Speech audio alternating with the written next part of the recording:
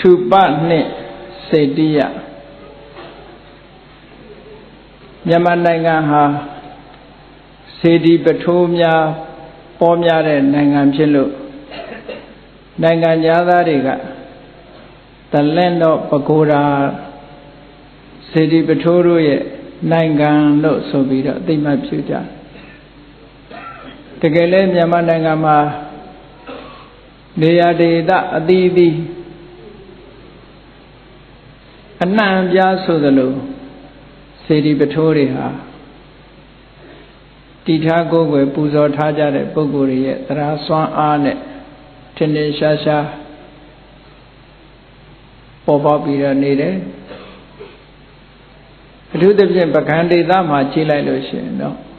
စေတီပထိုးတွေကပို့ပြီးတော့များတယ်ပေါ့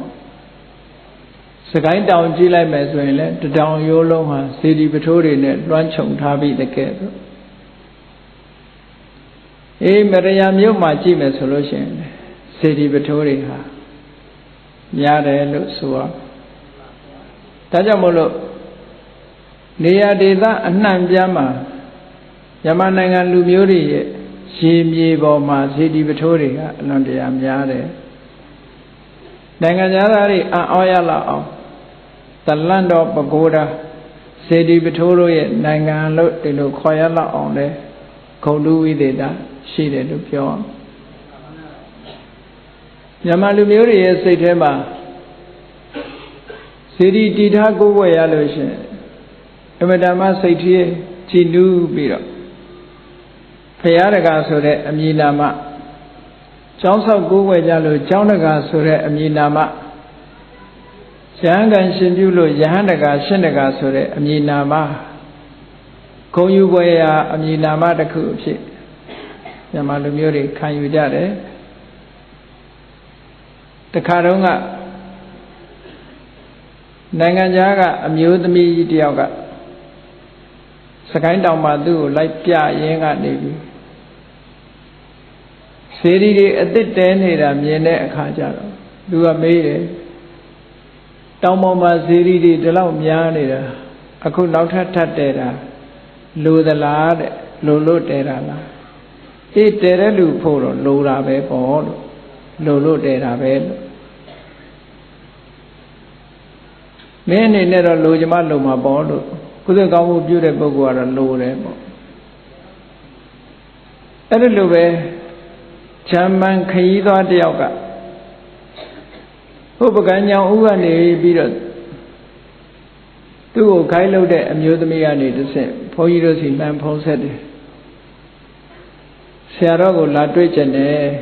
မိကုံးလေးတွေမေးကျင်တယ်လာပါလို့ရပါတယ်ရန်ကုန်တိုင်းရန်ကုန်ရောက်တော့ဗာမေးတော့ဘဝရဲ့အဓိပ္ပာယ်သိချင်လို့ဘဝရဲ့အဓိပ္ပာယ်ဆိုတာလောကလူသားတွေဟာကိုယ့်ရဲ့ပျော်ရွှင်ချမ်းမြေ့မှုကိုရှားကြတာလူတိုင်းဟာချမ်းသာဒုက္ခရှားကြတာပဲလို့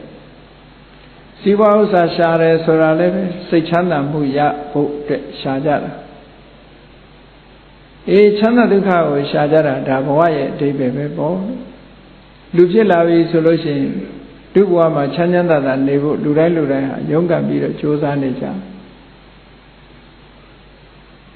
အဲ့ဒီလိုပြောလိုက်တော့ဒီမိကုံးကိုသူဆက်မမေးဘူးဒီပြင်ဘာပြောတော့ဆိုသူကမာပြေနှံပြခရီးသွားတဲ့အခါမှာတဲ့စေတီတွေပထိုးတွေအများကြီးတွေ့တယ်သူတို့တော့ပကိုးရာခေါ်တယ်အဟောင်းတွေကိုလည်းပဲပြည့်ပြည့်ညတယ်နောက်ထပ်အသစ်တွေလည်းပဲ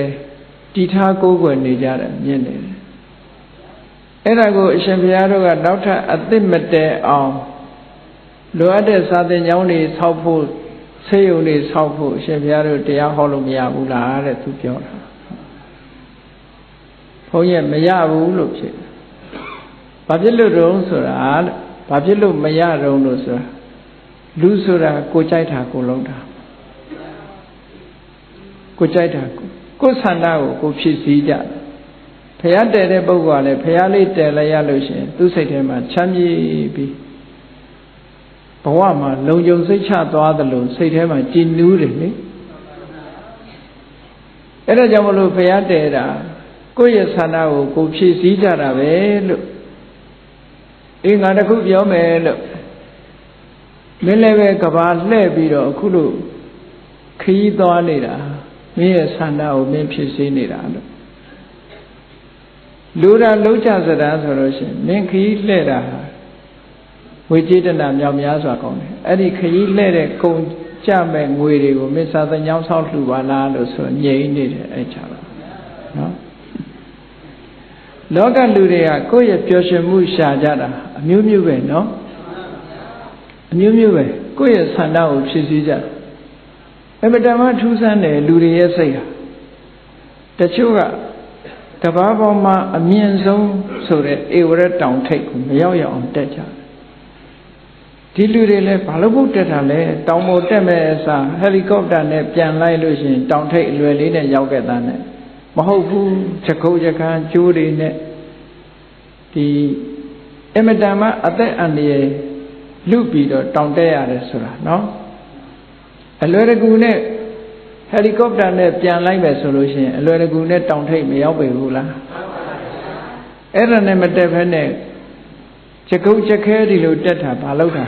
ကိုယ့်ရဲ့ပျော်ရွှင်မှုကိုရှာကြတာပဲအဲ့ဒါလည်းသူကတောင်တက်ချင်စွန့်စားရတာပဲသူ့ရဲ့ပျော်ရွှင်မှုတစ်ခုအနေနဲ့လောက်ကြတာပဲအေးအာဖရိကတောရိုင်းကြီးတွေသွားပြီးတော့အန္တရာယ်များလာတဲ့တရိษံတွေဂျားထဲမှာသွားပြီးရုပ်ရှင်ကင်မရာတစ်လုံးနဲ့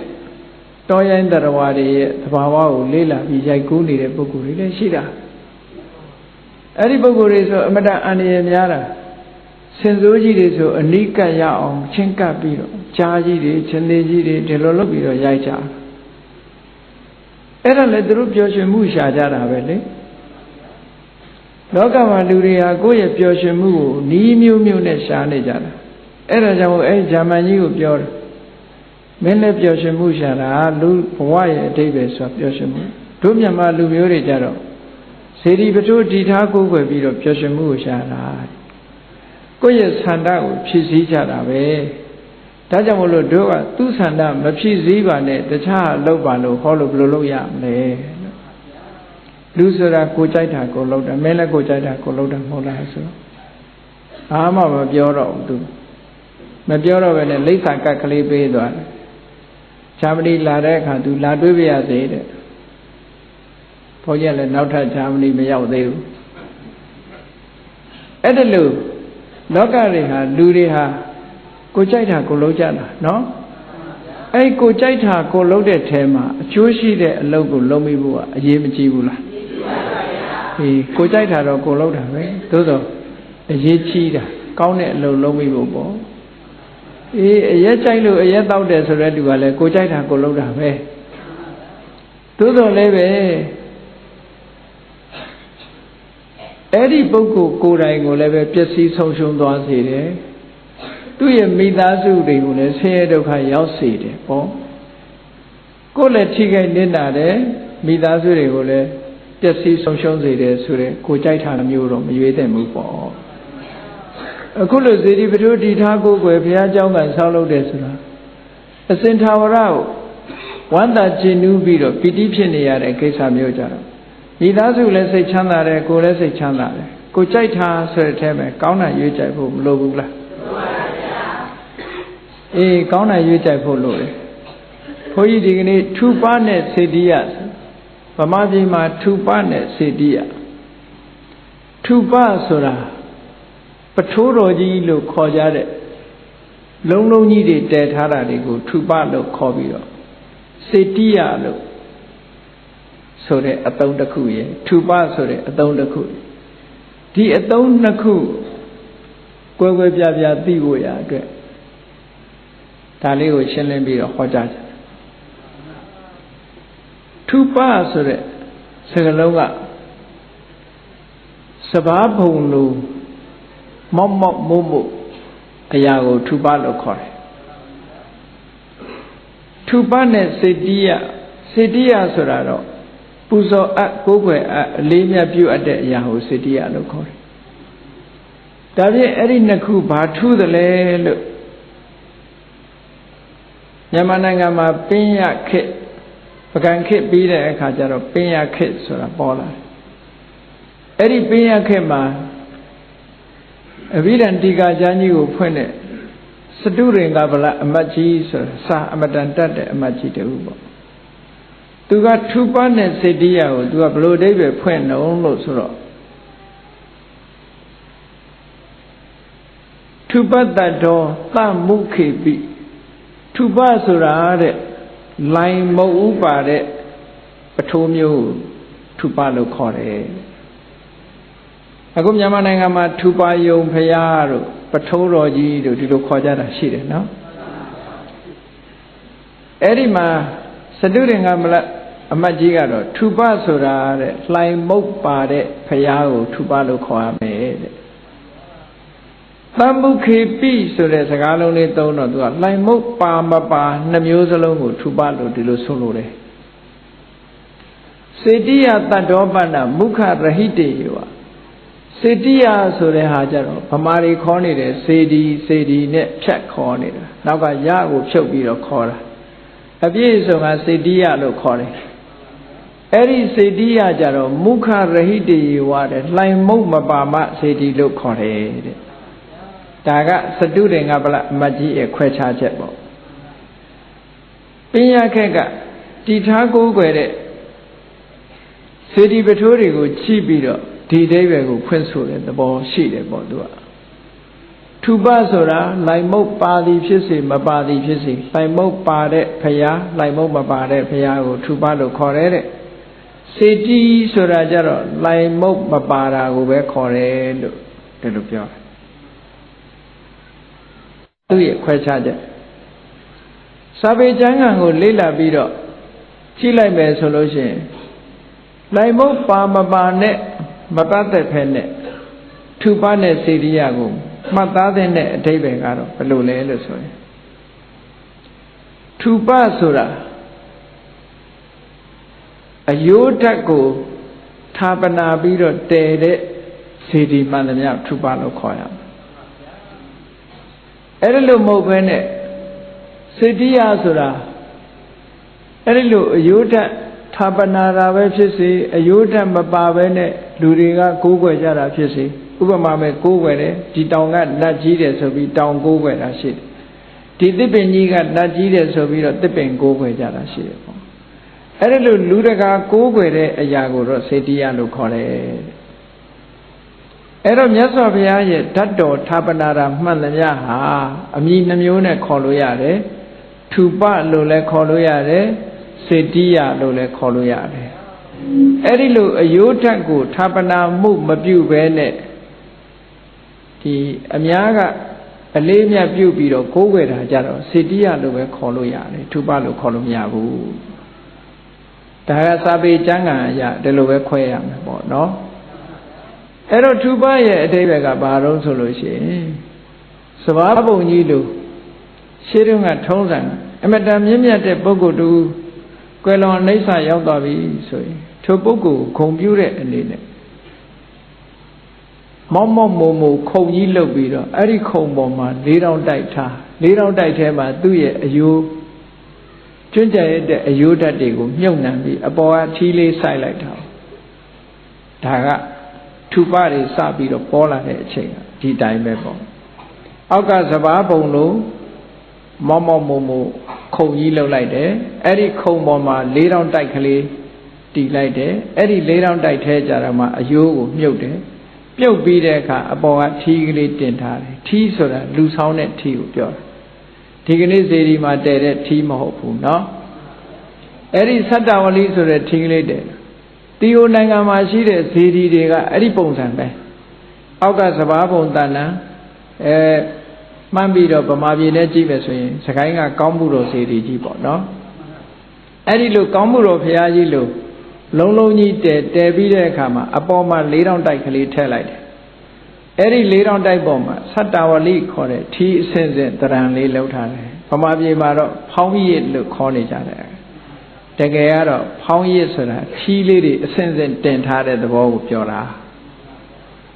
အဲ့ဒီထီးလေးတွေအစင်းစင်းတည်ထားတာကိုဖောင်းရစ်လို့ခေါ်နေကြတာနော် အဓိကကတော့မြန်မာနိုင်ငံမှာဇေဒီတွေတည်တဲ့ပုံသဏ္ဍာန်ကတော့အောက်ကပစ္စယံ30ပစ္စယဆိုတာက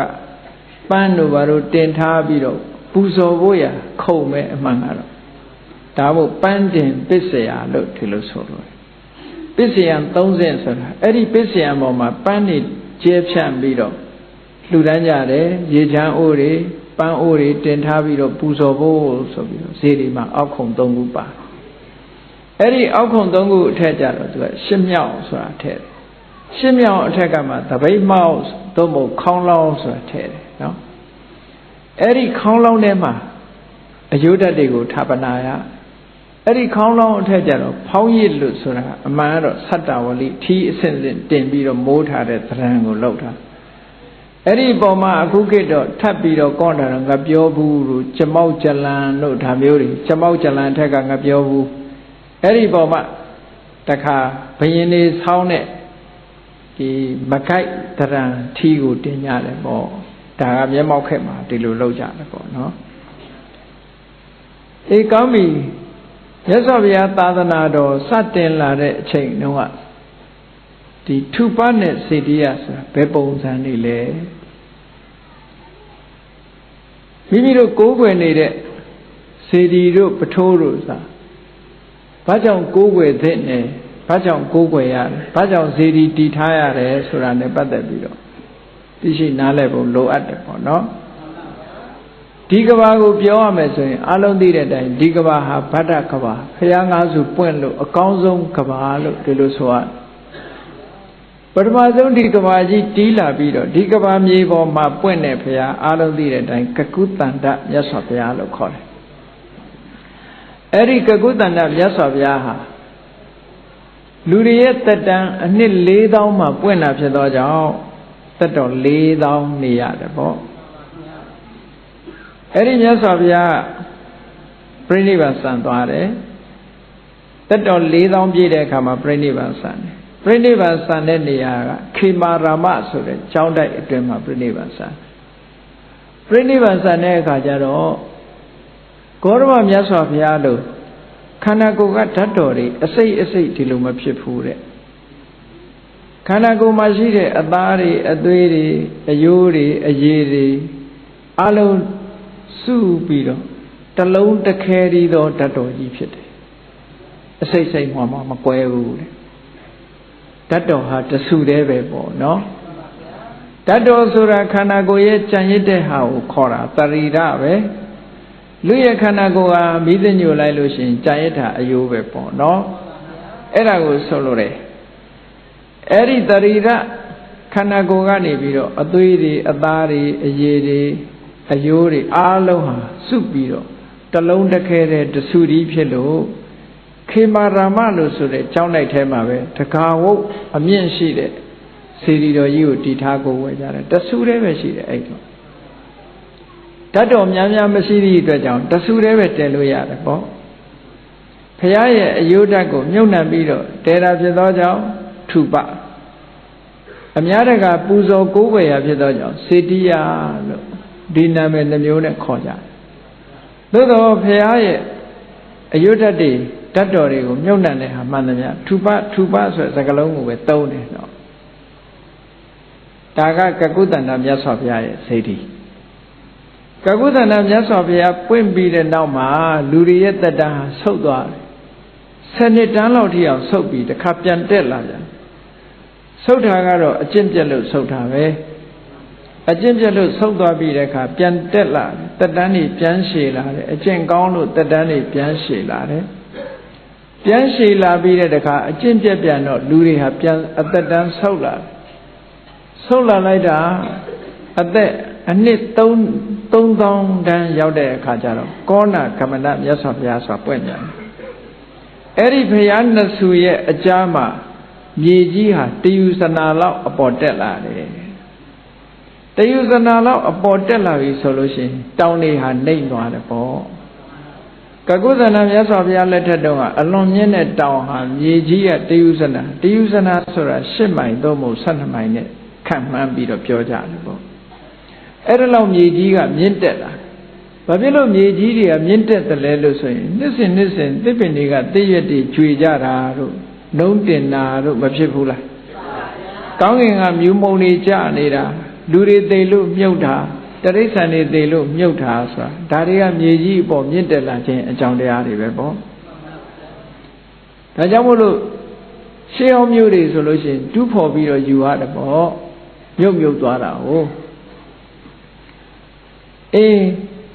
ရေကြီးတည်ယူဇနာမြင့်တက်ပြီးတဲ့နောက်မှာကကုသန္တမြတ်စွာဘုရားပြီးတော့ကောဏဂမနဆိုတဲ့မြတ်စွာဘုရားပွင့်တော်မူလာဗျာ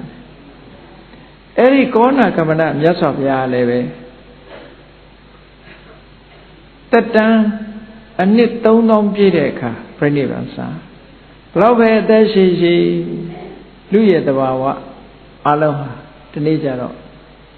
ဘဝတစ်ခုဆုံးသတ်ကြတာရှိပဲเนาะအဲ့ဒါလို့ဘဝတစ်ခုဆုံးသတ်ပြီးတော့ပြိဋိဘံဆံသွားတာပပ္ပတာရာမလို့ဆိုတဲ့ကျောင်းတိုက်ကြီးထဲမှာပြိဋိဘံဆံသွားတယ်အဲ့ဒီကောဏကမဏဘုရားကြတော့ပြိဋိဘံမဆံခင်ကဓာတ်တော်တွေအစိမ့်စိမ့်မွားမွားခန္ဓာကိုယ်ရဲ့အယိုးဓာတ်တွေအစိမ့်စိမ့်မွားမွားဖြစ်ပြီးတော့ဒေသမြောင်များစွာပြန့်နှံ့ပါစေဆိုပြီးတော့ဘုရားကအဋိဋ္ဌံခဲ့သည့်အတွက်ကြောင့်ဓာတ်တော်တွေဟာအစိမ့်စိမ့်မွားမွားကြတယ်တဲ့ဒီဘုရားကတလုံးတစ်ခဲတည်းမဟုတ်ဘူးအစိမ့်စိမ့်မွားမွားကြီးအဲ့ဒါလို့အစိမ့်စိမ့်မွားမွားကြမှုဘုရားကိုယ်တော်မြတ်တည်းရဲ့ဆန္ဒတော်အတိုင်းဖြစ်ကြတယ်လို့ဒီလိုပြောတာနော်မှန်မှန်အားဖြင့်ဆိုလို့ရှိရင်ဓာတ်တော်ဟာတလုံးနဲ့ပဲကျန်တယ်ကောဏကမဏမြတ်စွာဘုရားရဲ့ဆန္ဒတော်အရာဓာတ်တော်တွေဟာအစိမ့်စိမ့်မွားမွားကွဲသည့်အတွက်ကြောင့်စေတီတော်ကိုလည်းပဲဟိုနာဒီနာအဆူတွေညောင်များစွာတည်ပြီးတော့ကိုးကွယ်ကြတယ်တဲ့ဒါကောဏကမဏမြတ်စွာဘုရားအဲ့ဒီဘုရားကလည်းပဲဘုရားပြိဋိဘံစံပြီးနောက်ပိုင်းမှာလည်းပဲလူတွေရဲ့တက်တန်းဟာလူတွေအကျင့်ပြည့်ကြလို့တဖြည်းဖြည်းဆုတ်သွားလိုက်တယ်7နှစ်တန်းရောက်7နှစ်တန်းကနေပြီးတော့တခါလူတွေအကျင့်စာရိတ္တပြန်ကောင်းတဲ့အခါယာတိဥရုတွေကောင်းလို့အစာအာဟာရတွေကောင်းလို့တက်တန်းတွေဟာပြန်ရှည်လာအသေးချေတန်းရောက်ပြန်ဆုတ်လာပြီဆိုတဲ့အခါအနှစ်2000တန်းရောက်လာပြန်တယ်အဲ့ဒီအနှစ်2000ရောက်တဲ့အခါကျတော့တတိယပွင့်တော်မူတဲ့ကသဗ္ဗမြတ်စွာဘုရားဆိုတာလူလောကမှာပွင့်လာတယ်အဲ့ဒီကသဗ္ဗမြတ်စွာဘုရားရဲ့လက်ထက်မှာမြတ်စွာဘုရားလူတွေရဲ့တက်တန်းအနှစ်2000ရှိသည့်အတွက်ကြောင့်ကသဗ္ဗမြတ်စွာဘုရားလည်းအနှစ်2000တန်းမှာနေထိုင်သွားကြဟောကသဗ္ဗမြတ်စွာဘုရားအနှစ်2000နေနှစ်1000ပြည့်လို့ပြိဋိဘံဆံတော့သေတပြဆိုတဲ့ကျောင်းတိုက်ကြီးအတွင်းမှာပြိဋိဘံဆံသွားတယ်ပြိဋိဘံဆံပြီးဆံတဲ့အခါမှာထိုကသဗ္ဗမြတ်စွာဘုရားရဲ့အယုဒ္ဓဟာတလုံးတစ်ခဲတယ်တဆူရီတော်ဓာတ်တော်ပဲကြားတယ်ပေါ့ဒါကြောင့်မို့သေတပြကျောင်းတိုက်ကြီးအတွင်းမှာပဲစေတီတော်ဟာတဆူတည်းပဲပူဇော်ထားတဆူတော်ပဲပူဇော်ထားတယုဇနာအမြင့်ရှိတဲ့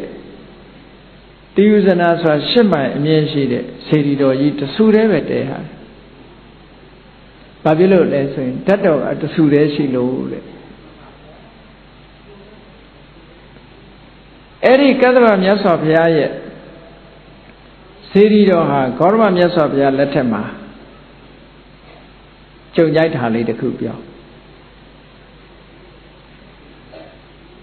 ကသဗ္ဗမြတ်စွာဘုရားရဲ့ရွှေစေတီကြီးဟာမြေကြီးကတည်ယူစနာတက်လာတဲ့အခါမှာမြေထဲမှာမြုပ်သွားတခါတော့ကမြတ်စွာဘုရားခရီးတသက်စာရီကြွလို့အဲ့ဒီကျောင်းတော်ရာအဟောင်းဖြစ်တဲ့တေရပြမြို့နာကဘုရားကျောင်းတော်ရာအဟောင်းကိုရောက်တဲ့အခါကျတော့အနီးပါးမှာပုံသားကြီးတယောက်လဲထွန်းနေတယ်လဲထွန်းနေတော့မြတ်စွာဘုရားကအဲ့ပုံသားကြီးနဲ့စကားပြောဖို့ခေါ်လိုက်တဲ့အခါပုံသားကြီးကလာပြီးတော့မြတ်စွာဘုရားကိုရှ िख ိုးဥချခြင်းမပြုဘူးသူလဲထွန်တဲ့အနီးနားမှာအစဉ်လာကိုးကွယ်ခဲ့တဲ့စေတိယဆိုတဲ့နေရာလေးတစ်ခုရှိတယ်မောက်မောက်မူမူလေးဖြစ်နေတယ်အဲ့ဒီနေရာကိုရှ िख ိုးဥချတယ်အဲ့ဒီတော့မြတ်စွာဘုရားကမေးတယ်ဘာဖြစ်လို့ဒီနေရာကိုရှ िख ိုးဥချတာလဲဆိုသူတို့အမျိုးအစဉ်ဆက်ကိုးကွယ်လာတဲ့နတ်ကောနေရာဖြစ်လို့ရှ िख ိုးပါတယ်လို့ဆိုတော့မြတ်စွာဘုရားက ဒါနတ်ကွန်းနေရမဟုတ်ဘူးတဲ့ကတ္တဝမြတ်စွာဘုရားရဲ့စေတီနေရာကြီးပဲဆိုတာဘုရားကရှေးဟောင်းသမိုင်းကိုထုတ်ဖော်ပြီးတော့ဟောကြားရုံနဲ့မကဘူးတကူတော်နဲ့ကတ္တဝမြတ်စွာဘုရားရဲ့စေတီတော်ကြီးကိုတကူတော်နဲ့ဖန်ဆင်းပြီးတော့မြေကြီးထဲကနေထုတ်ဖော်လိုက်တယ်ထုတ်ဖော်ပြီးတော့အလုံးပိဋကတ်တွေကဝမ်းမြောက်ဝမ်းသာဖြစ်လို့ကတ္တဝမြတ်စွာဘုရားရဲ့စေတီတော်ကိုဖူးခွင့်ရလိုက်ကြတယ်ပေါ့အဲ့ဒီမှာမြတ်စွာဘုရားသခင်ကိုရောမြတ်ကစေတီကိုးကွယ်ရခြင်းအကျိုးနဲ့ပတ်သက်ပြီးတော့ဟောထားတာလေးရှိတယ်အဲ့ဒီဟောတဲ့အခါမှာပူဇာရဟေပူဇယတောဗုဒ္ဓေဝါယတိဝတာဝကေပပိစသမတိတ်ကံဒီတိဏသောကပရိဋ္ဌဝေစေတီတည်ထားပြီးတော့ကိုးကွယ်ရတဲ့ပုဂ္ဂိုလ်ဟာဘယ်လိုအရည်ချင်းနေရှိလို့ဒီစေတီတည်ထားကိုးကွယ်ရသလဲပူဇာရဟပူဇော်တိုက်တယ်ဘာဖြစ်လို့ပူဇော်တိုက်သလဲလို့ဆိုရင်ပပိစသမတိတ်ကံဒီတိဏသောကပရိဋ္ဌဝေဆိုတာကိုးကွယ်တိုက်တဲ့ပုဂ္ဂိုလ်ဟာပပိစတရားကိုလွန်မြောက်ပြီးသားဖြစ်တယ်ပပိစတရားဆိုတာဘုန်းကြီးတို့တွေမှာကိုယ်ရုပ်ကိုယ်ခန္ဓာကိုယ်နာကိုယ်တဏ္ဍာမှာရှိတဲ့အစစ်အမှန်ဖြစ်တဲ့ယုံနဲ့နာကိုဣတံမမဒါငါဟာလို့စိတ်ထဲကဒီလိုဆွဲမှတ်ပြီးတော့ဆွဲဆွဲမြဲမြဲထင်းနေကြတယ်ဟုတ်ကဲ့ဣတံမမငါဟာလို့သိမ့်ပိုက်ပြီးတော့ထားတယ်ဒါဘု து ရဲ့အမြင်လဲလို့ဆိုရင်တဏှာရဲ့အမြင်ပဲဧသောအဟံအတ္တမိဒါငါပဲလို့ဆိုတာမာနရဲ့အမြင်ပဲဧသောမိအတ္တဒါငါရဲ့အတ္တပဲလို့ဒီလိုမြင်တာကဒိဋ္ဌိရဲ့အမြင်ပဲအဲ့ဒီတဏှာမာနဒိဋ္ဌိတရား၃မျိုးကိုပပိစတရားလို့ခေါ်တယ်တဲ့တဘဝကနေတဘဝတန်တရားကြီးဟာကျယ်ကျင်တိုင်းကျယ်ပြီးတော့မဆုံးနိုင်အောင်ဖြစ်နေတာအဲ့ဒီပပိစတရားတွေကြီးထွားနေလို့ပဲအဲ့တော့ဘုန်းကြီးတို့တွေမှာရုပ်တရားနံတရားတွေပေါ်မှာငါဟာဆိုတဲ့အထင်အမြင်ကခိုင်ခိုင်မာမာကြီးငါဟာလို့သိမ့်ပိုက်မှုကခိုင်ခိုင်မာမာကြီးရှိတယ်ငါဆိုတဲ့မာမာနာကလည်းအခိုင်အမာရှိတယ်ငါရဲ့အတ္တပဲလို့ဆိုတဲ့ဒိဋ္ဌိအယူဆွဲရလည်းအခိုင်အမာကြီးရှိနေတယ်အဲ့ဒီတဏှာမာနဒိဋ္ဌိဆိုတဲ့ဒီတရား၃ပါးသည်တန်တရားကြီးကိုချက်ထွင်ဘဝတွေဟာတစ်ခုပြီးတစ်ခုမဆုံးနိုင်လောက်တဲ့တန်တရားခရီးသွားကြီးတွေမှာခရီးကိုချက်ထွင်ပေးတတ်လို့သူတို့ကိုပပိစဆိုတာရှည်လျားစေခြင်းချက်ထွင်ပေးခြင်းလို့ဒီလိုအဓိပ္ပာယ်ရခရီးကိုမရှည်အောင်လုပ်တတ်တဲ့အတွေးတွေလို့ဒီလိုပြောတာနော်အဲ့ဒီတဏမာနဒိဋ္ဌိဆိုတဲ့ဒီတရား၃မျိုးကိုကျော်လွှားနိုင်တဲ့ပုဂ္ဂိုလ်မှဟောစေတီပုထိုးတည်ထားပြီးတော့ကိုးကွယ်ရတဲ့ပုဂ္ဂိုလ်တဲ့တိဏသောကပရိဋ္ဌဝဘုန်းကြီးတို့တွေမှာကိုယုဒ္ဓမနန္ဒမနဲ့ပတ်သက်ပြီးတော့ပျက်စီးတော့မယ်ဒုက္ခရောက်တော့မယ်ဆိုလဲစိုးရိမ်ကြတယ်ပူပန်ကြပျက်စီးပြီးတဲ့နောက်မှာလည်းပဲစိုးရိမ်ကြတယ်ပူပန်ကြတယ်ကိုယ်ပိုင်တဲ့ပစ္စည်းပဲဖြစ်စေကိုယ်နဲ့ပတ်သက်တာပဲဖြစ်စေပေါ့တောကနဲ့ပရိဒေဝဆိုတာလူတိုင်းဟာမကင်းကြဘူးတဲ့ဆွေတွေမျိုးတွေပြဿနာတရား၅ပါးညာတိပြဿနာဆွေတွေမျိုးတွေပျက်စီးလို့တောကဖြစ်ရတာကတစ်မျိုးဘောကပြဿနာစည်းစိမ်ဥစ္စာတွေပျက်စီးလို့တောကဖြစ်ရတာကတစ်မျိုးရောဂပြဿနာအနာရောဂါဖြစ်လာလို့နော်ယောဂဖြစ်လာလို့ဒီတောကဖြစ်ရတာကတစ်မျိုးဒိဋ္ဌိပြဿနာအယူဝါဒတွေကြောင့်တောကဖြစ်ရအယူပျက်စီးသွားတာကတစ်မျိုးသီလပြဿနာကိုကျင့်တရားပျက်စီးသွားတာကတစ်မျိုးတဲ့အဲ့ဒီထဲမှာပြဿနာတရား၅ပါးညာတိပြဿနာဘောဂပြဿနာရောဂပြဿနာအဲ့ဒီ၃မျိုးဖြစ်ပေါ်လာတဲ့အခါမှာဆိုရင်လူတွေကတောကဖြစ်ကြတယ်သို့သောလူတိုင်းတောကမဖြစ်တာတော့ဒိဋ္ဌိပြဿနာအယူဝါဒပျက်စီးရင်လည်းသိပြီးတောကမဖြစ်ဘူးသီလပြဿနာသီလကျိုးသွားရင်လည်းပဲသိပြီးတောကမဖြစ်ကြဘူး အရေးကြီးတာကဒိဋ္ဌိပြဿနာနဲ့သီလပြဿနာဒီနှစ်ခုကအပယ်ဆင်းရဲကိုကြစေတတ်လို့ဒီနှစ်ခုပျက်စီးတာကပိုးနာတယ်တဲ့ဒါကြောင့်မို့လူတွေကနာရမှန်းမသိဘူးနာတာကဘာနဲ့သွားနာနေတော့ဆိုပစ္စည်းပြက်တာတို့ကြနာတယ်ဆွေတွေမျိုးတွေသိဆုံးပျက်စီးတာကြတော့နာတယ်ယောဂဖြစ်တာကြတော့နာတယ်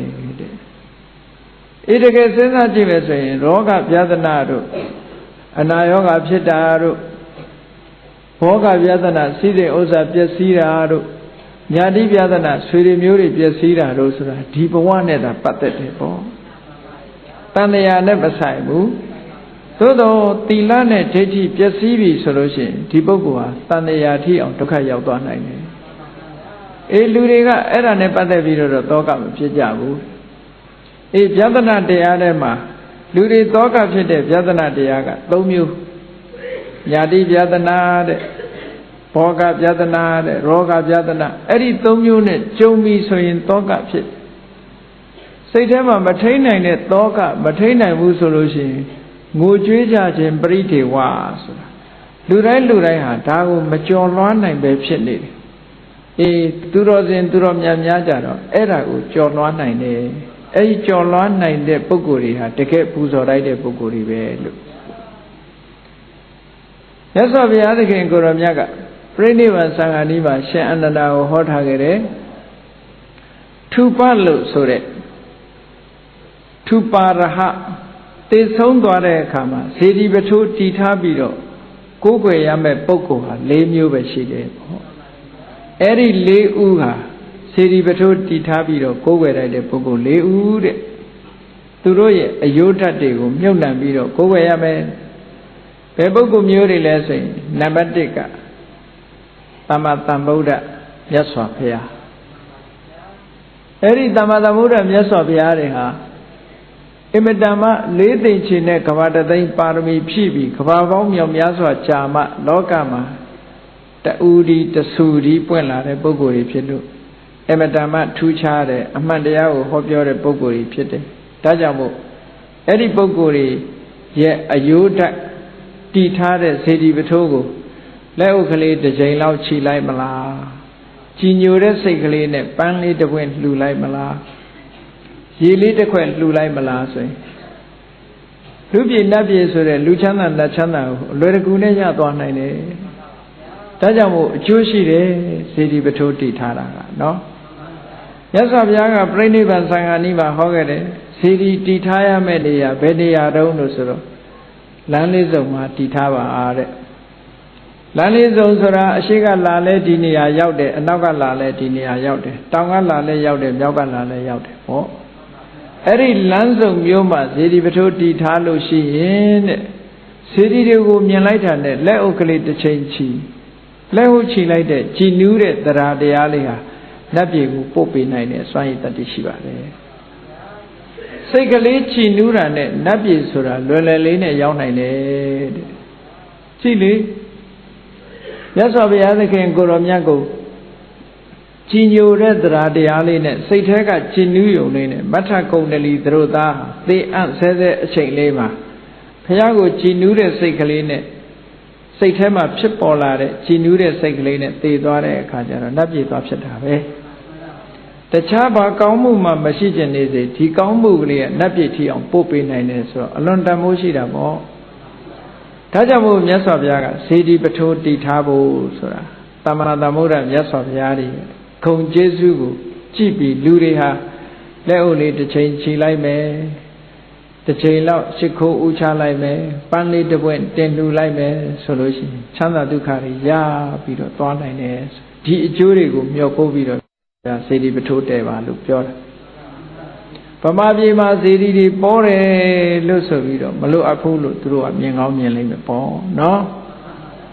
အေးသို့တော်လည်းပဲစေတီပထိုးမြင်ရတဲ့နဲ့လက်ဟုတ်မချီမိတဲ့ပုဂ္ဂိုလ်နဲ့လက်ဟုတ်ချီမိတဲ့ပုဂ္ဂိုလ်ဘယ်သူကများမဲ့ထင်မချီမိတဲ့ပုဂ္ဂိုလ်ကများကောင်းများလောက်တယ်ဟုတ်ကဲ့အဲ့တော့ကုသိုလ်ရဖို့ဆိုတာသူ့ဘာသူနဲ့တော့ကုသိုလ်မရနိုင်ဘူးနော်စေတီပထိုးမြင်လိုက်တဲ့အခါဩ တတ်တော်တရားမြတ်စွာဘုရားရဲ့အယုဒ္ဓတ်တွေကိုတီထားကိုးကွယ်တဲ့နေရာပါလားလို့စိတ်ကလေးကိုပြင်ပြီးကြည်နူးတဲ့စိတ်လေးနဲ့လက်ဥကလေးချီပြီးဖို့အရေးမကြီးဘူးလားရေးကြည့်တယ်နတ်ပြည်ကတော့လက်ဥလေးတစ်ချိန်ချီတာနဲ့ရောက်ပါတယ်တဲ့နော်ဒါကြောင့်မို့ဇေဒီတွေဟာတီထားကိုးကွယ်တဲ့လူကကိုးကွယ်ကြီးညိုလေးစားတဲ့ပုဂ္ဂိုလ်တွေကကြီးညိုလေးစားပြီးလက်ဥချီမိုးရှိခိုးမိဖို့အမတန်မှအရေးကြီးပါတယ်နော်ဘုရားရဲ့ဂုဏ်ကိုအာရုံပြုပြီးတော့လက်ဥချီရမယ်နောက်တစ်ခုကနောက်တစ်ဦးကသုပါရဟဇေဒီပထိုးတီထားကိုးကွယ်တိုင်းတဲ့နောက်တစ်ဦးကပစ္စေကဗုဒ္ဓပစ္စေကဗုဒ္ဓဆိုတာဘုရားပြီးလို့ရှိရင်သူလည်းကိုယ်ပိုင်ညာနဲ့သစ္စာလေးပါးကိုထိုးရင်းသိပြီးတော့ပစ္စေကဗောဓိဉာဏ်ကိုရသွားတဲ့ပုဂ္ဂိုလ်သူပုဂ္ဂိုလ်များဖြစ်တယ်အဲ့ဒီပုဂ္ဂိုလ်ရဲ့ဂုဏ်တွေကိုအာရုံပြုပြီးတော့စိတ်ကလေးကြည်နူးလိုက်လို့ရှိရင်လည်းပဲနတ်ပြည်ဆိုတာလွယ်လွယ်နဲ့ရောက်သွားနိုင်ပါတယ်အေးနတ်ပြည်ရောက်သွားဆိုရင်လူပြည်နဲ့မတူတဲ့အချက်တွေကဘာတွေလဲလို့ဆိုရင်လူပြည်မှာနေ့စဉ်စားဝတ်နေရုန်းကန်လှုပ်ရှားပြီးတော့လုံနိုင်မှစားရတာနော်နတ်ပြည်မှာအဲ့ဒါလို့လှုပ်เสียမလို့တဲ့လှုပ်เสียမလို့နတ်ပြည်ကကမ္မဖလူပစီဝီကိုလှုပ်ခဲ့တဲ့ကံရဲ့အကျိုးအတိုင်းပဲပုံမိမှန်ကလည်းပေါ်နေတယ်စားစရာတွေကလည်းရှိနေတယ်ဝတ်စရာတွေကလည်းရှိနေအယောင်းဝယ်တွေဘာမှလှုပ်เสียမလို့ဟုတ်ကဲ့လားစိတ်ထဲမှာဆန္ဒရှိတာတွေအလိုလျောက်ဖြစ်ပေါ်ပြီးတော့နေတယ်ကံရဲ့အကျိုးကိုမှီပြီးတော့အသက်မွေးရတာနတ်ပြည်ပဲလူပုံကြတော့အဲ့လိုမဟုတ်ဘူးကံတစ်ခုတည်းအားကိုးနေလို့ရှိရင်ငတ်မှာပဲသိချတယ်ပေါ့ကံကတော့မိသားစုအိမ်တိမ်ပို့လိုက်မယ်သို့မဟုတ်ဒီဒါနကောင်းမှုသိရှိတဲ့ပုဂ္ဂိုလ်ကြတော့တထေးအိမ်ပို့လိုက်မှာပေါ့ဒါနကောင်းမှုအားနည်းခဲ့တဲ့ပုဂ္ဂိုလ်ကြတော့အလတ်တန်းသားအိမ်ပို့လိုက်မှာပေါ့ဒါနကောင်းမှုလုံးဝမရှိဘူးဆိုရင်တော့သရောင်းသားတဲခုတ်ပို့မှာပေါ့ဒီလိုတော့လာမှာပေါ့နော်အေးအဲ့ဒါလို့ကုသိုလ်ကောင်းမှုတွေကနေပြီးတော့ပုတ်ပေးလိုက်တဲ့အခါမှာသရောင်းသားလည်းအလုံးလုံးရတာပဲတဲခုတ်ထဲမှာသို့မဟုတ်သူနေတဲ့နေရာလေးမှာကုတ်နေလို့ဘယ်သူမှလာပေးမှာမဟုတ်ဘူးလူထူထူရှိရသွားပြီးတော့သူလည်းတောင်းရမှာပဲနော်အလုတ်ဆိုတာတော့လောက်ရတယ်လို့ဆိုလို့တယ်ပေါ့လူဘဝဆိုတာအလုံးလုံးမှစားကြတယ်ပေါ့ဥဋ္ဌာဏဖလူပစီဝီလို့ခေါ်တယ်အေးအဲ့ဒီထဲမှာကြည့်နတ်ဘုံဆိုတာအလွန်ချမ်းသာတယ်အလွန်ချမ်းသာတဲ့နတ်ဘုံကိုပေးစွမ်းနိုင်တဲ့ကုသိုလ်ကောင်းမှုဆိုတာအခုစေတီပထိုးတီထားကိုးကွယ်တဲ့ပုဂ္ဂိုလ်မြတ်တွေကိုအာယုံပြုပြီးလက်ဥကလေးခြေလိုက်တာနဲ့စိတ်ထဲမှာကြည်နူးမှုလေးဖြစ်လိုက်တာနဲ့ပန်းလေးတစ်ပွင့်တင်ထူလိုက်တာနဲ့ရနိုင်တယ်ဆိုတော့အမတန်မှတန်ဖိုးနည်းနည်းနဲ့တန်ဖိုးကြီးကြီးကိုရလိုက်တယ်လို့ပြောတာပဲအေးနောက်တစ်ခုကတော့ဘယ်သူတုံးဆိုရင်မြတ်စွာဘုရားရဲ့တပိသာဝကယဟန္တာပုဂ္ဂိုလ်တဲ့အဲ့ဒီယဟန္တာပုဂ္ဂိုလ်ကလည်းပဲ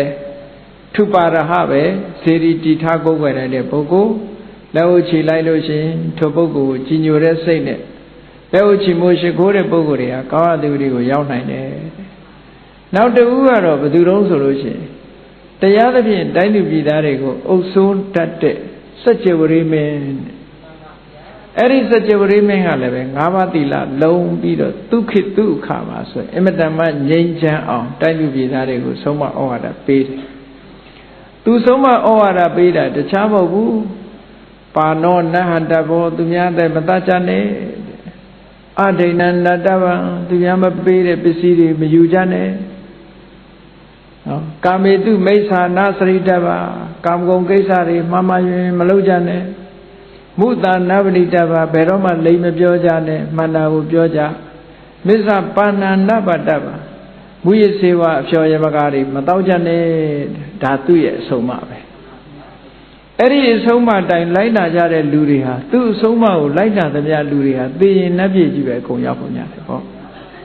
ဒါကြောင့်မို့လို့ဒီမင်းစိုးရာဇာကလည်းထူးခြားတဲ့ပုဂ္ဂိုလ်ဖြစ်တော့သူ့ရဲ့အဆုံးအမသူ့ကိုတတိယပြီးသူ့ရဲ့အဆုံးအမကိုလိုက်နာမယ်ဆိုရင်ကောင်းရသူဂတိဘုံတွေရောက်နိုင်လို့သူလည်းပဲဇေဒီပထိုးတည်ထားပြီးကိုးကွယ်လိုက်တဲ့ပုဂ္ဂိုလ်လို့ဟောအလုံးပေါင်းလိုက်တဲ့အခါကျတော့ထုပါရဟစေတီပထိုးတည်ထားကိုးကွယ်တဲ့ပုဂ္ဂိုလ်ဟာ၄ဦးပဲရှိတယ်ဖရာရဲ့ပိစိကဗုဒ္ဓရဲ့ယဟန္တာရဲ့စัจ java ရိမင်းရဲ့လို့ဒီလိုမှတ်အောင်နော်တည်ထားကိုးကွယ်တဲ့အကျိုးကျေးဇူးကတော့ခုနမြင်သမျှပုဂ္ဂိုလ်တွေ တရားကြည်နူးတဲ့စိတ်ကလေးနဲ့လက်ဝတ်ချီုံနဲ့ပဲကောင်းရသူတွေရောက်နိုင်လို့ဆိုတာဒါကရည်မှန်းချက်တစ်ခုပေါ့နော်အေးမြတ်စွာဘုရားကကတ္တဝမြတ်စွာဘုရားရဲ့ဇေဒီတော်ကြီးကိုထုတ်ဖော်ပြီးတော့ယခုလိုပပိစ္ဆတရားတွေကိုလွန်မြောက်သွားတယ်တောကပရိဒေဝတွေကိုကျော်လွှားသွားတဲ့ပုဂ္ဂိုလ်မြတ်တွေဟာပူဇော်လိုက်တဲ့ပုဂ္ဂိုလ်တွေတဲ့အဲ့ဒီပူဇော်လိုက်တဲ့ပုဂ္ဂိုလ်တွေကိုပူဇော်လိုက်ပြီဆိုလို့ရှိရင်ပူဇော်လိုက်တဲ့ကုသိုလ်ဟာဘယ်၍ဘယ်မျှဆိုတာတိုက်တာ၍မရလောက်အောင်များလာတယ်လို့မြတ်စွာဘုရားဟောတာနော်ပင်လယ်ထဲကရေကိုချင်းခွက်ကလေးတစ်ခုနဲ့ခတ်ပြီးတော့ချင်းမယ်ဆိုလို့ရှိရင်ချင်းခွက်ပေါင်းဘလောက်ဆိုတာပြောဖို့ခက်တယ်လို့ပဲဒီကုသိုလ်ကောင်းမှုရဲ့အတိုင်းအတာတစ်ခုပြောမယ်ဆိုလို့ရှိရင်ပြောရခက်တယ်ပြောဖို့မလွယ်ဘူးလို့ဒီလိုမြတ်စွာဘုရားဟောတယ်နော်အေးစိတ်ထားတတ်မယ်ဆိုလို့ရှိရင်တဲ့တတ်တော်ထင်ရှားမြတ်စွာဘုရားပဲဖြစ်စေပြိဋိဘံဆံသွားလို့ဓာတ်တော်မွေတော်ဖြစ်သွားတဲ့အနေအထားမျိုးမှာပဲဖြစ်စေတဲ့ကြည်နူးမှုတရားတရားစွမ်းအားခြင်းတူပြီဆိုလို့ရှိရင်တဲ့ထိုပုဂ္ဂိုလ်ရဲ့တူညီသောအကျိုးတရားတွေကိုရနိုင်ပါတယ်လို့မြတ်စွာဘုရားကအာမခံထားပြီးတော့ဟောကြားခဲ့တာနော်ဒါကြောင့်မို့ဇေဒီပထိုးတွေ့တဲ့အခါမှာတာမန်အနေထားမဟုတ်ဘဲနဲ့မြတ်စွာဘုရားသခင်ကိုရောမြတ်ပြိဋိဘံဆံသွားလို့ထိုမြတ်စွာဘုရားသခင်ကိုရောမြတ်ရဲ့တတ်တော်မွေတော်တွေဒီထဲမှာထားပနာထားတာပါလားလို့စိတ်ထဲကကြည်နူးတဲ့တရားတရားလေးနဲ့ရှ िख ုံးဝချဖို့တုံ့မုံလက်အုပ်ကလေးချီလိုက်ဖို့ဒါအရေးကြီးတယ်ပေါ့နော်အေးကတ္တဗမြတ်စွာဘုရားရဲ့ဇေဒီပထိုးတဲ့ပတ်သက်ပြီးတော့မြတ်စွာဘုရားသခင်ကိုရောမြတ်ကဟောတာဂေါတမမြတ်စွာဘုရားကြတော့ကြည်လူရရဲ့သက်တမ်းဟာအမတန်မှနှိမ့်ကျပြီးတော့လားတူထောင်းပြီးတော့လားဂေါတမမြတ်စွာဘုရားနဲ့ကတ္တဗမြတ်စွာဘုရားကြားမှာမြေကြီးကတေယုဇနာမြင့်တက်လိုက်တယ်တေယုဇနာမြင့်တက်လာတဲ့မြေကြီးရှိတဲ့အချိန်မှာဂေါတမမြတ်စွာဘုရားပွင့်တဲ့လူတစ်ခေတ်သက်တမ်းဒီနှစ်တရာမှာရောက်နေတယ်တကယ်တော့ကတ္တဗမြတ်စွာဘုရားက2000တန်းပွင့်ခဲ့တာဖြစ်သောကြောင့်ဂေါတမမြတ်စွာဘုရားသည်1000တန်းပွင့်နေတာပေါ့သို့တော့ပါရမီတံပါရဆေးဘူးတာမပြည့်သေးသည့်အတွက်ကြောင့်ဂေါတမမြတ်စွာဘုရားသည်100တန်းထီအောင်ရောက်လာခဲ့တယ်100တန်းရောက်လာပြီးတော့တက်တော်80တင်နေပြီးတော့ကုသိနာရဆိုတဲ့မြို့မှာပြိဋိဘံဆံသွားတယ်အလုံးကြားမှုတဲ့အတိုင်းပဲအဲ့လိုပြိဋိဘံဆံတဲ့အခါမှာမြတ်စွာဘုရားသခင်ကိုလိုမြတ်ကဓာတ်တော်ကိုတဆူတည်းမဖြစ်အောင်အဋ္ဌံထားခဲ့တယ်။ဘာဖြစ်လို့လဲဆိုရင်ဖျားဖူးခွင့်ရတာကအနှစ်80ဖျားနဲ့အတူတကွဆွတ်တုံးကြုံတွေ့တဲ့ပုဂ္ဂိုလ်တွေဆုံရတဲ့ပုဂ္ဂိုလ်တွေသာနှစ်ပေါင်း80အတွင်းသာဖျားကိုဖူးခွင့်ရကြတာကိုသာသနာ2500သာသနာအနှစ်ပေါင်း9000ဆိုတဲ့ထဲမှာအနှစ်84လောက်ပဲသာသနာ9000ရဲ့ဟိုဘက်အနှစ်80အတွင်းသာဘုရားကိုဖူးခဲ့ကြသာသနာ9000သာသနာကိုသာတွေ့ရပြီးဘုရားကိုဖူးခွင့်မရတဲ့ပုဂ္ဂိုလ်တွေအကျိုးကျေးဇူးရှိပါစေဆိုပြီးတော့မြတ်စွာဘုရားကတရိရဓာတ်တော်တွေအစိတ်စိတ်ဖြစ်ဖို့ရာအတွက်အဋ္ဌံတော်မူခဲ့ရတယ်ပေါ့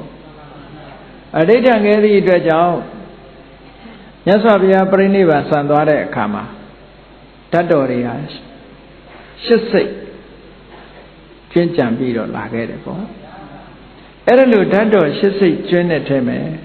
တွေးတော်သားတော်အယိုးဓာတ်တွေနော်ခန္ဓာကိုယ်မှာရှိတဲ့တရိရတွေဟာအကုန်လုံးစုခဲပြီးတော့3မျိုး3စားအရွယ်3စားနဲ့ထွက်ပေါ်လာခဲ့တယ်မြတ်စွာဘုရားရဲ့ဓာတ်တော်တွေကနော်အကြီးဆုံးဓာတ်တော်ကဘယ်လောက်ရှိရမလဲလို့ဆိုရင်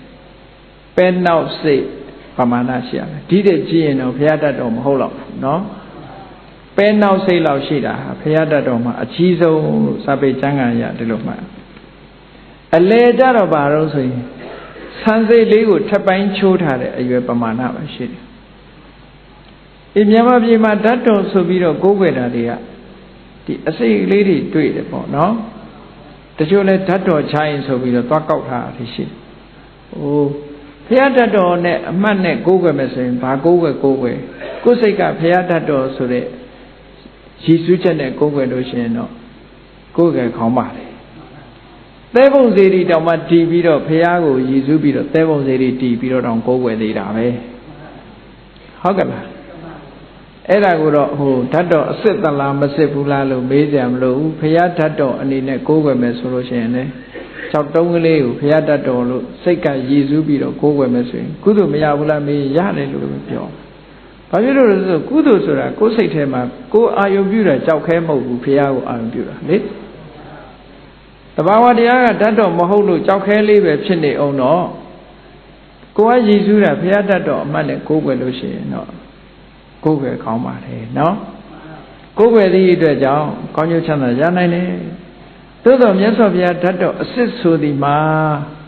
အကြီးဆုံးကပဲနောက်စိတ်ပမာဏရှိတယ်ပဲနောက်စိတ်တော့မြင်မှုကြမှာပါနော်အလယ်ကတော့ဆံကြိုးတရံရှိတယ်ဘုန်းကြီးတို့တီဟိုသွားတဲ့အခါကျတော့တီဟိုကိုလံဘိုမြို့ကဝိသုဒ္ဓါယုံကျောင်းတိုက်ဆိုတာရှိတယ်အဲ့ဒီဝိသုဒ္ဓါယုံကျောင်းတိုက်ကတီဟိုဆရာတော်ကြီးကဘုန်းကြီးတို့တီဟိုကနေပြန်တော့မယ်ဆိုတော့သူကလက်ဆောင်ပေးလိုက်တယ်စာရီပါရီမသိတဲ့အခါသူကမေးတယ်မေးတော့ဘုန်းကြီးတို့သွားပြောရင်းနှီးနေတာပေါ့လေပြန်ကနေမှသူကလက်ဆောင်ပေးတယ်သူတို့ကျောင်းတိုက်မှာတဲ့ဆရာစင်ဆက်ကိုးကွယ်လာတဲ့ဓာတ်တော်တွေကတဆူးဆိုပြီးတော့ဘုန်းကြီးကိုပေးလိုက်တာဆန်းစိလေးကိုထပ်ပိုင်းချိုးထားတယ်လို့ဖွေးစွန့်နေတဲ့အယိုးကျိုးလေးတစ်ခုပေးလိုက်အဲ့ဒါဘုရားဓာတ်တော်အစစ်ဆိုပြီးတော့ပေးလိုက်ဗမာပြည်မှာဒီပလင်းနေတဲ့ထည့်ထားတဲ့ကြောက်တုံးအစီလေးတွေနဲ့မတူဘူးပေါ့နော်စာနဲ့လည်းပဲသူကညီမျှတယ်တကယ်ကိုအယိုးလေးအစိတ်ပိုင်းကလေးလောက်ပဲသူကဒီဆံပိုင်းဆံမင်းဆန်းစိလေးကိုထပ်ပိုင်းချိုးထားတဲ့အရွယ်စားလေးတစ်ခုပူဇော်ထားတာရှိတယ်ဖူးကျင်လို့ရှိရင်စကိုင်းမှာရှိတယ်အဲ့ဒီဟာနောက်အငယ်ဆုံးကြတော့မုံညင်းစိတ်ပမာဏရှိတယ်ဟောမြတ်စွာဘုရားရဲ့တိသောတလောင်လိုက်တဲ့အခါဘုရားရဲ့တရိဒခန္ဓာကိုယ်ကကျွမ်းကြံရတဲ့ဓာတ်ဟာဒီလို၃မျိုးအစင်းရောင်ကလည်းအမျိုးမျိုးရှိတယ်အစင်းရောင်အမျိုးမျိုးထဲမှာသူကအကြီးဆုံးဓာတ်တော်တွေခုနပဲနောက်စီပမာဏရှိတဲ့ဓာတ်တော်တွေကရွှေရောင်အစင်းရှိတယ်တဲ့နော်ရွှေရောင်အစင်းရှိတယ်အလဲအလတ်ဖြစ်တာတွေကပလဲအစင်းရှိတယ်တဲ့ဟောပလဲဆိုတော့အဖြူပဲပေါ့နော်အငယ်ဆုံးဓာတ်တော်လေးတွေမုံညင်းစိတ်ပမာဏရှိတဲ့အငယ်ဆုံးလေးတွေကတော့မျက်လေးပန်းအငုံလေးတွေရဲ့အစင်းရှိတယ်ဆိုတော့မျက်လေးပန်းအငုံဆိုတာအဖြူလည်းမဟုတ်ဘူးတိတ်အနီကြီးလည်းမဟုတ်ဘူးနော်အဲ့ဒီအစင်းရောင်ရှိတယ်မြတ်စွာဘုရားသခင်ကိုရောမြတ်ရဲ့ဒီကောရမမြတ်စွာဘုရားရဲ့ဓာတ်တော်တွေကအဲ့လိုကျွမ်းကျင်ရည်အလုံးသိတဲ့တိုင်ကုသနာရမှာမြတ်စွာဘုရားသခင်ကိုရောမြတ်ပြိဋိဘံစံသွားတယ်ပြိဋိဘံစံသွားတဲ့အခါမှာအဝတ်တွေအထက်ထက်ရစ်ပတ်ပြီးတော့ဒီတေသောတအလောင်းတော်ယုတ်ကလတ်တော်အဝတ်တွေထပ်ထပ်ပတ်ထားပြီးတော့တေဇောဓာတ်နဲ့လောင်ကျွမ်းတဲ့အခါကျတော့အဲ့ဒီအထက်ထပ်ရစ်ပတ်ထားတဲ့အထက်100လောက်ရစ်ပတ်ထားတဲ့အဝတ်တွေတဲကအပြင်ဘက်ဆုံးကြတဲ့အဝတ်နဲ့အတွင်းဆုံးကြတဲ့အဝတ်ဒီနှစ်ခုကမီးမလောင်ဘူးကျန်တာတွေအကုန်မီးလောင်သွားပြီးတော့ခုနကဓာတ်တော်တွေ80ကျွင်းသွားတယ်ပေါ့နော်အဲ့ဒီထဲမှာအတ္တံဗိနလို့ခေါ်တဲ့မပျက်စီးတဲ့ဓာတ်တော်တွေလည်းရှိသေးတယ်မပျက်စီးတာဆိုတာတဏ္ဍမပျက်စီးပဲနဲ့ခုနကဓာတ်တော်အစိတ်လေးတွေကြောက်စိတ်လေးတွေလိုဟာတွေမဖြစ်ဘဲနဲ့သူတဏ္ဍအတိုင်းရှိတဲ့ဓာတ်တော်တွေကဘာတွေလဲလို့ဆိုရင်နှစ်ဖူးသင်္จิตတော်တဲ့ဩနိတလို့ခေါ်တဲ့နှစ်ဖူးသင်္จิตတော်ဟာမပျက်စီးဘူးတဲ့မီးမလောင်ဘူးနောက်တစ်ခုကဘာတော့ဆိုလို့ရှိရင်ဆွဲတော်၄စုနော်ဆွဲတော်၄စုအထက်ဆွဲတော်အောက်ဆွဲတော်လက်ရအထက်ဆွဲတော်လက်ရအောက်ဆွဲတော်လက်ဝဲအထက်ဆွဲတော်လက်ဝဲအောက်ဆွဲတော်ဆွဲတော်၄စုကလည်းပဲဒီတိုင်းပဲကျန်တယ်နောက်ညှက်ရိုးနှစ်ဖက်ကလည်းပဲဒီတိုင်းပဲကျန်တယ်အလုံးပေါင်းလိုက်တဲ့အခါကျတော့9ခုပေါ့ဟောဆွဲတော်၄စုရယ်ညှက်ရိုး2စုရယ်တင်းချစ်ရယ်အဲ့ဒီ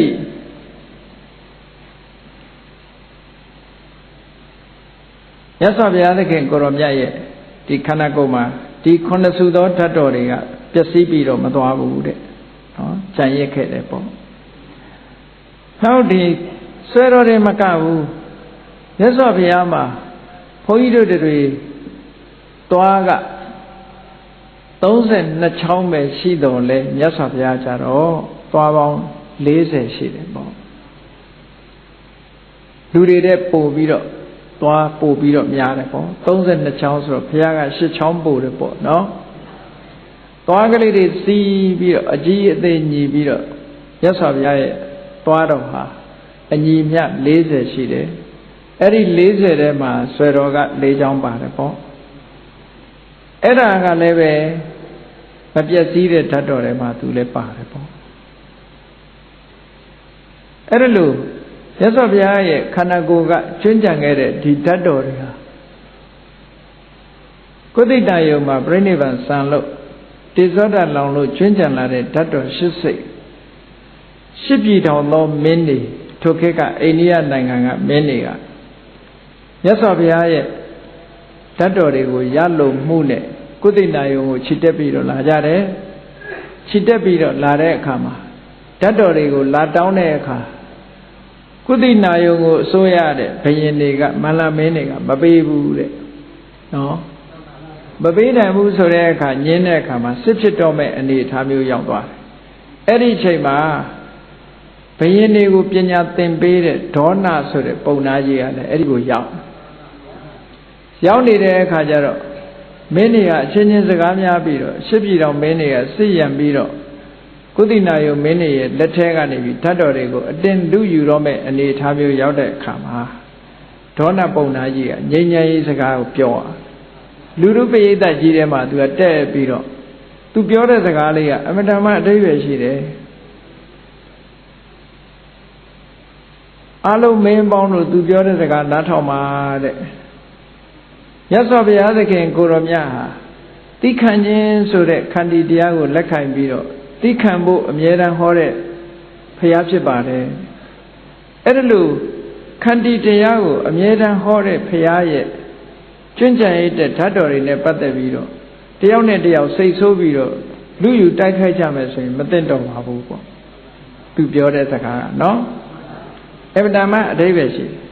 အမကံဗုဒ္ဓအဟုခန္တိဝါတော်တို့ဘုရားကသိခံရမယ်ဆိုတဲ့ဝါဒရှိတယ်ဘုရားကိုကြည်ညိုတဲ့စိတ်နဲ့သိခံရမယ်ဆိုတဲ့ဘုရားရဲ့အဆုံးအမကိုမလိုက်နာပဲနဲ့ရံဖြစ်နေကြမယ်ဆိုရင်ကမ္ဘာလောကကြီးမှာတို့ရှက်เสียကောင်းတယ်အလုံးသိခံကြပါညီညီမြမြဓာတ်တော်တွေကိုသူခွဲဝေပေးပါမယ်လို့ဆိုပြီးတော့ဒေါနပုံကြီးကပြောလိုက်ဒေါနပုံနာကြီးကပြောလိုက်တဲ့အခါမှာရှစ်ပြည်တော်မင်းတွေကငြိမ်သက်သွားတယ်အလုံးသဘောကျသွားတယ်သဘောကျသွားလို့သူကဖះရဲ့ဓာတ်တော်တွေကိုငွေပလားကြီးထဲမှာရွှေပလားကြီးထဲမှာထည့်ပြီးတော့အညီမြခွဲပြီးတော့ပေးလိုက်တယ်အဲ့ဒီလိုခွဲပေးလိုက်တဲ့ထဲမှာပထမဆုံးဝေစုရသွားတာကရာဇကြိုပြေကအဇတတမင်းကြီးဝေစုရသွားပြီးတော့သူကရာဇကြိုပြေမှာထူပတခုတဆူတဲတယ်နော်အဲ့ဒါကတရိရထူပလို့ခေါ်တယ်ဓာတ်တော်တွေကိုဌာပနာတယ်နောက်ဒုတိယရတာဘယ်သူလုံးဆိုရင်ဝေသာလီပြည်ကလိတ်ဆွေမင်းနေအဲ့ဒီလိတ်ဆွေမင်းတွေကလည်းဝေစုရတယ်ဝေသာလီပြည်မှာထူပတဆူတဲတယ်ပေါ့နောက်တစ်ခါဆွေတော်မျိုးတော်ရဲ့တိုက်ပြည်ဖြစ်တဲ့ကပိလဝကလည်းပဲသာဂဝေမင်းတွေကလာတယ်အဲသူတို့လည်းပဲဓာတ်တော်ဝေစုရလို့ကပိလဝမှာလည်းပဲထူပတဆူတဲတယ်နောက်တစ်ခါအလကပ္ပကမင်းနေလာလို့အလကပ္ပမှာလည်းတဆူတဲတယ်ရာမခါမဆိုတာရာမခါမမှာအုပ်ဆိုးတဲ့မင်းကလာပြီးတော့သူလည်းဝေစုရလို့ထူပတစ်ခုတဲတယ်နောက်တစ်ခါဝိထဓိပတိုင်းပြည်ကလာတဲ့ဘုရင်ကလည်းပဲစေရီတဆူတဲတယ်နောက်တစ်ခါပါဝါကလာတဲ့ဘုရင်ကလည်းပဲပါဝါမှာစေရီတဆူတဲတယ်ရသော်ဗျာပြိဋိဘံဆိုင်ရာဖြစ်တဲ့ကုသိနာယုံမှာရှိတဲ့မင်းတွေကလည်းပဲစေရီတဆူတဲတယ်ဆိုဓာတ်တော်တွေကရှစ်ပြည်တော်မင်းတွေကိုခွဲယူလိုက်တာစေတီရှစ်စုထူပရှစ်စုဟောအဲ့ဒီထူပတွေဟာတရိရထူပလို့ခေါ်တယ်ဖရာဓာတ်တော်အစစ်တွေကိုထည့်သွင်းမြုပ်နှံပြီးတော့တည်တဲ့စေတီ ကဘာပေါ်မှာသို့မဟုတ်ခေါရမမြတ်စွာဘုရားရဲ့သာသနာတော်မှာပထမဆုံးသောစေတီ8စုပေါ့နော်အေးနောက်ကျပြီးတော့ရောက်လာတာရှိသေးတယ်နောက်ကျပြီးတော့ရောက်လာတာဘယ်ကတော့ဆိုမောရိယမင်းမျိုးတွေကပိပလိဝနကမောရိယမင်းမျိုးတွေရောက်လာကြသူတို့ရောက်တဲ့အခါကျတော့ဓာတ်တော်တွေကဝေပြီးကုန်ပြီဝေပြီးကုန်တော့ဘာကြံတုံးလို့ဆိုလို့ရှိရင်မြတ်စွာဘုရားရဲ့ယုတ်ကလတ်တော်ကိုတကြိုတဲ့နေရာကမိသွေးခဲတွေကြံတယ်အဲ့ဒီမိသွေးခဲတွေကိုယူပြီးတော့သူတို့ကလည်းစေတီတဲတယ်အဲ့ဒါကြတော့အင်္ဂါရထူပလို့ခေါ်တယ်တဲ့အင်္ဂါရဆိုတာမိကြီးမိသွေးဆိုတဲ့အဓိပ္ပာယ်ရတယ်ပေါ့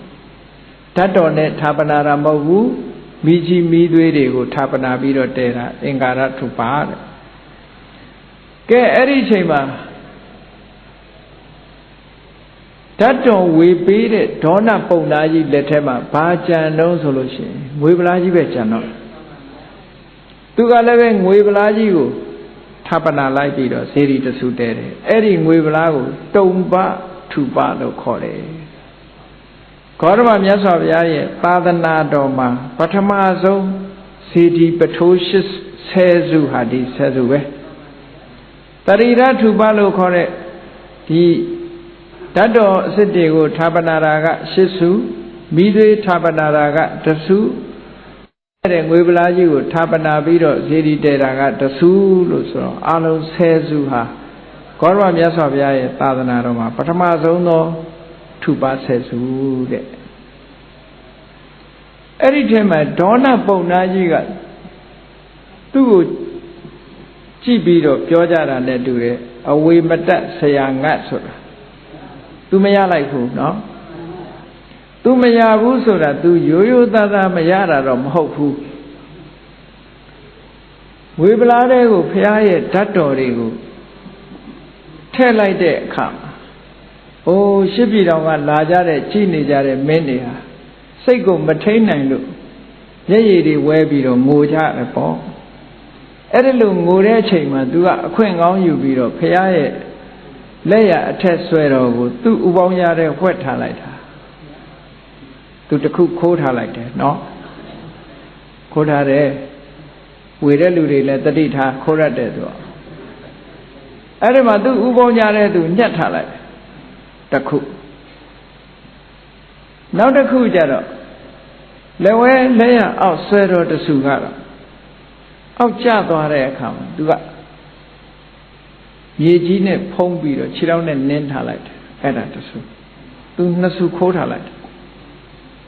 ဆွဲတော်လေးကြီးပဲသူနှစ်ဆူယူထားလိုက်တယ်မြတ်စွာဘုရားရဲ့ရုပ်ကလတ်တော်လောင်ကျွမ်းနေတဲ့အချိန်မှာယဟန္တာတစ်ပါးကမိမငိမ့်ခင်တကိုးတော်နဲ့ပင့်ယူသွားတာလက်ဝဲအထက်ဆွဲတော်ဂန္ဓာရတိုင်းကိုပင့်သွားတယ်ဂန္ဓာရတိုင်းဆိုတာဒီကနေ့ပါကစ္စတန်လို့ပြောကြတယ်ပေါ့ပါကစ္စတန်ဒေသမှာပင့်သွားတယ်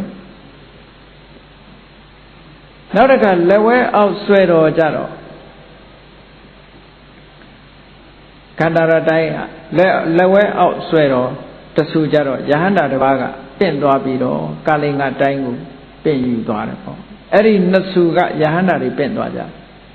မိမငိမ့်ခင်ပဲပင့်သွား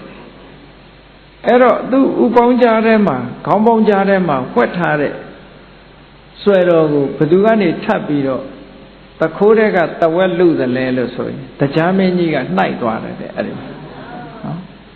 ဘာဖြစ်လို့နှိုက်သွားလဲလို့ဆိုဒီပုံနာကြီးကဒီဆွဲတော်နဲ့ထိုက်ထိုက်တန်တန်သူပူဇော်နိုင်မလားကြည့်လိုက်တဲ့အခါကျသူမပူဇော်နိုင်ဘူးပေါ့ဒီလောက်ကြီးမြတ်မြတ်နိုးနိုးမဟုတ်ဘူးဆိုပြီးတော့သူ့ဥပေါင်းရတဲ့ကတရားကနှိုက်ယူသွားပြီးတော့တာဝရိန္ဒနတ်ပြည်ရောက်သွားတယ်အဲ့ဒီဆွဲတော်ကဟောခြေထောက်အောက်မှာဒီမြေကြီးအောက်မှာဖွဲ့ပြီးတော့ခြေထောက်နဲ့နင်းထားတာကြတော့နဂါမင်းကြီးကတွေ့တဲ့အခါအောက်ကနေဆွဲယူသွားတာပါသွားပြန်အဲ့ဒါကြောင့်မို့လို့သူ့မှာကျန်တာရွှေခွက်ကြီးပဲကျန်တယ်ပေါ့အဲ့ဒါကြီးကိုဌာပနာပြီးတော့ဒေါနပုံနာကြီးစေတီတဲရတယ်တဲ့အဲ့ဒါထူပစေတီယထူပတုံပထူပလို့ခေါ်တယ်နော်